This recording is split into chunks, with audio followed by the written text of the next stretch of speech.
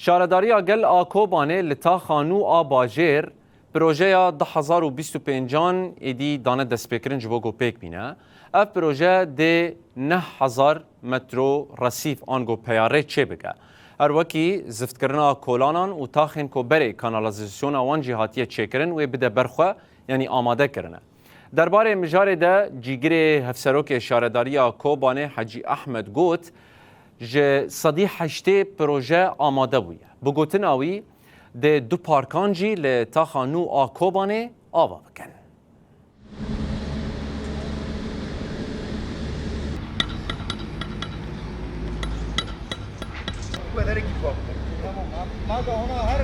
پروژه محکمه دست بگیره و در پروژه 2025 جیر میزانیات 9000 متر رسیف و ردیف کور و جاره مخواست مگو هم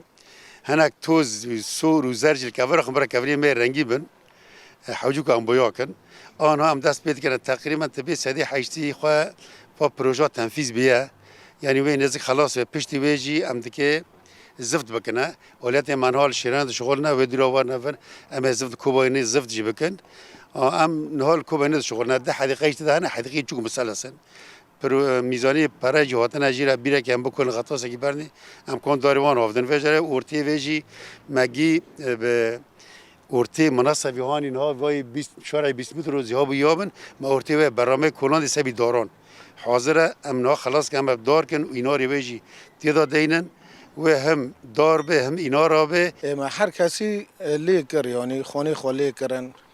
پیش راجمه را آوانین کریزانین هیرو رسیفا چه دکنه که بعدی و زفت بکنه یعنی پر تشت هنه که خوش بکه دارا بچینه والا از خود کیف خوشم یعنی براستی یعنی ما اینو نکر کنی به براستی کوبانی یعنی پر ایشک دی کوبانی یعنی خودی ایشیگه بس براستی و پر کیف خوشی ببه یعنی پر تشت نخوش کوبانده چی ببینه خدا جواجی راضی به و دست